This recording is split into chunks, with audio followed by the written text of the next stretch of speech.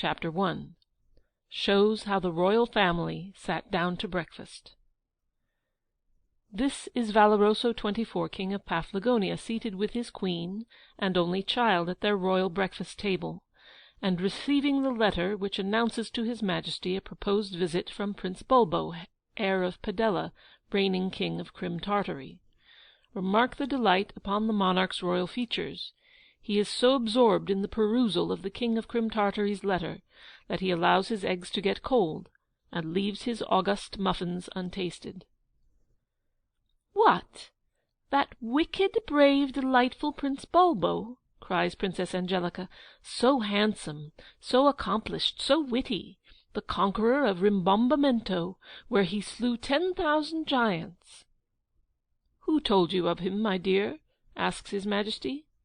"A little bird," says Angelica. "Poor Giglio," says Mamma, pouring out the tea. "Bother Giglio," cries Angelica, tossing up her head, which rustled with 1,000 curl-papers.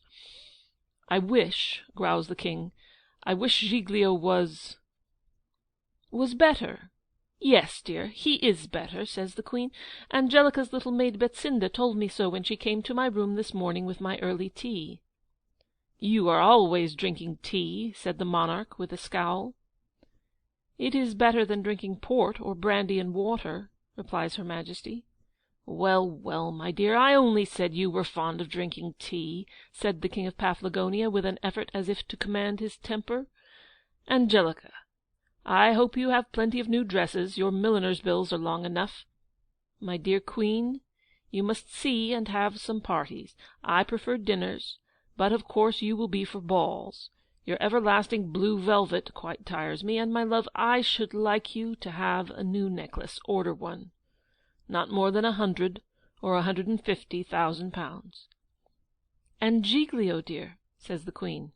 "Giglio may go to the—" "Oh, sir," screams Her Majesty, "your own nephew, our late King's only son." "Giglio may go to the tailor's, and order the bills to be sent in to Galumboso to pay. Confound him! I mean, bless his dear heart. He need want for nothing. Give him a couple of guineas for pocket money, my dear, and you may as well order yourself some bracelets while you're about the necklace, Mrs. V." Her Majesty, or Mrs. V, as the monarch facetiously called her, for even royalty will have its sport, and this august family were very much attached, embraced her husband, and twining her arm round her daughter's waist, they quitted the breakfast-room in order to make all things ready for the princely stranger. When they were gone, the smile that had lighted up the eyes of the husband and father fled. The pride of the King fled. The man was alone.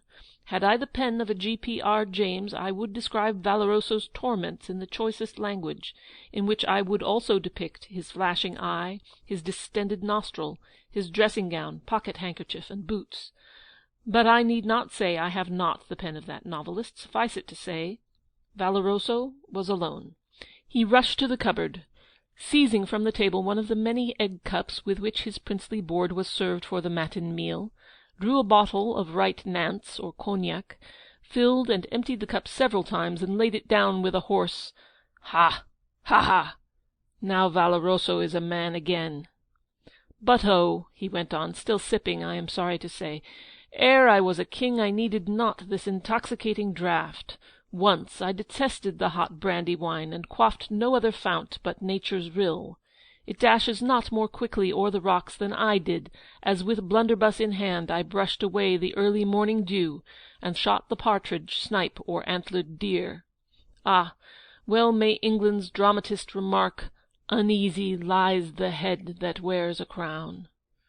Why did I steal my nephews, my young Giglios? Steal? Said I? No, no, no, not steal. Not steal. Let me withdraw that odious expression. I took, and on my manly head I set, the royal crown of Paflagonia.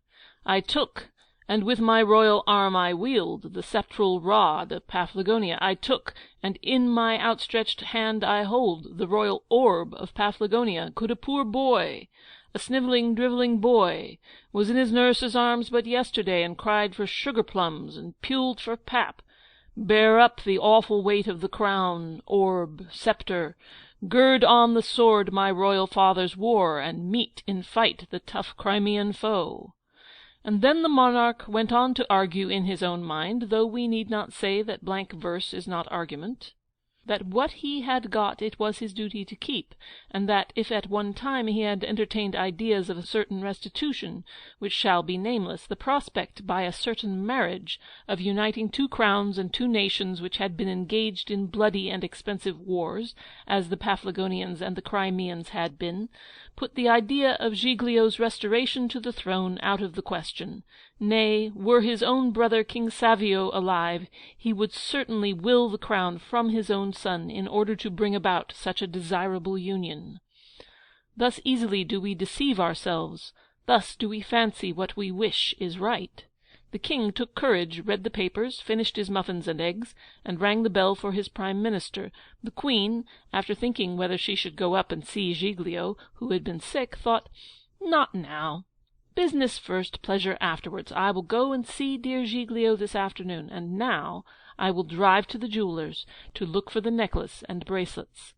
The princess went up into her own room, and made Betsinda, her maid, bring out all her dresses, and as for Giglio, they forgot him, as much as I forget what I had for dinner last Tuesday twelvemonth. End of Chapter 1.